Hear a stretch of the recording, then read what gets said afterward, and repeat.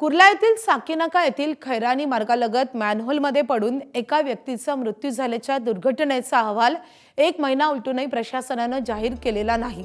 Sakinaka manhole दुर्घटनेचा चौकशी अहवाल तत्काळ जाहीर करा अशी मागणी आता काँग्रेसने केली आहे। या दुर्घटनेचे पालिका आयुक्त अश्विनी भिडे यांनी गंभीर दखल घेतली व या प्रकरणाची उच्चस्तरीय चौकशी करण्याचे आदेशही दिले होते। चौकशीचा अहवाल 7 दिवसात देण्याचे आदेशही पालिका आयुक्तांनी दिलेले होते।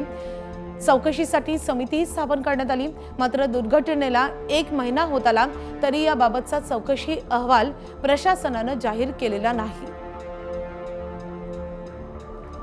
ईशान देशमुख आपले प्रतिनिधी आपल्या सोबत आहेत। ईशान, हा चौकशी अहवाल अजूनही जाहीर करण्यात का आलेला नाही? पालिका प्रशासनाकडून या संदर्भात काही माहिती मिळते का?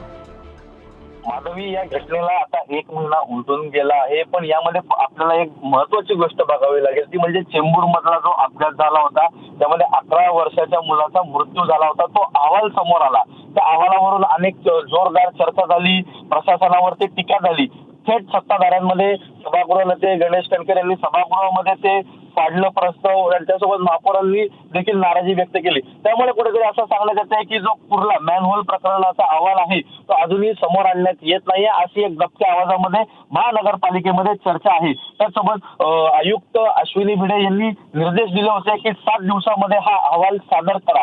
अहवाल सादर झालेला आहे, पण त्यामध्ये काही त्रुटी आहेत असं सांगण्यात येतंय। त्या त्रुटी काय आहेत तर त्यामध्ये जो ठेकेदार होता तो अजूनही फरार आहे, त्यामुळे त्याचा जबाब नोंदवणं हा त्या अहवालामध्ये अत्यंत महत्त्वाचा असतो, पण त्याचा जबाब नोंदवला गेला नाहीये। त्याचसोबत त्या कामाच्या कोणाला वर्क ऑर्डर दिली होती का याचा देखील अजून तपास चालू आहे। त्यामुळे अनेक गुंतागुंतीचा हा प्रस्ताव हे आहे अहवाल, त्यामुळे अजून यामध्ये स्पष्टता येत नाही। पण 1 महिना उलटून गेला तरी हा अहवाल समोर येत नाही, त्यामुळे कुठेतरी ही चिंतेची बाब म्हणावी लागेल। आणि यावरून आता सत्ताधारी असतील किंवा विरोधक असतील हे पुन्हा एकदा आता प्रशासनाला फैलावर घेतील असं दिसून येतंय।